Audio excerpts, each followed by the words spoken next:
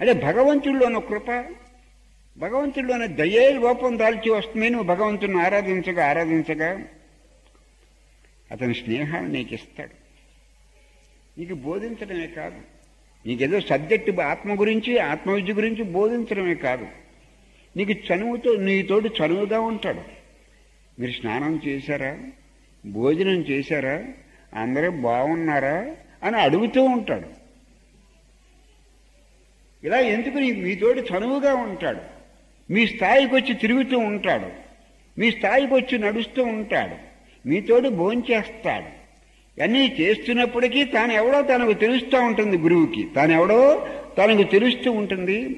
ఆ ఆత్మస్థితిని పొందటానికి గురువు అంటే ఆత్మే, గురువు అంటే చైతన్యమే, గురువు అంటే బ్రహ్మమే, గురువు అంటే వెలుగే, గురువు అంటే శాంతే, గురువు అంటే సుఖమే, గురువు అంటే చావులేని సత్పదార్థమే గురువు. అక్కడికి నేను తోలుకుపోవటానికి, అక్కడ తీసుకుపోవటానికి నీతో మాట్లాడుతూ ఉంటాడు, నడుస్తూ ఉంటాడు. నీకు తెలియదు అక్కడ తోలుకుపోతూ ఉంటాడు.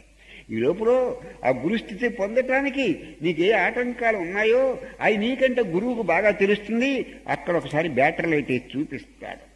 బ్యాటరీ లైట్ వేసి చూపించి నీ బలహీనతలు నీకు చూపించి, నీలో నుండి వేరుతనాన్ని చూపించి, నీలో నుండి వేరు భావన చూపించి, నీలోని సెపరేట్నెస్ చూపించడమే కాదు, దాన్ని తొలగించుకోవడానికి తగిన శక్తినిచ్చి, నీ స్వరూపాన్ని నువ్వు పొందటానికి ఏవైతే నీకు ఆటంకాలు ఉన్నాయో ఆటంకాలను స్లోగా స్టడీగా రిమూవ్ చేసుకుంటూ వస్తాడు వాడు గురువు.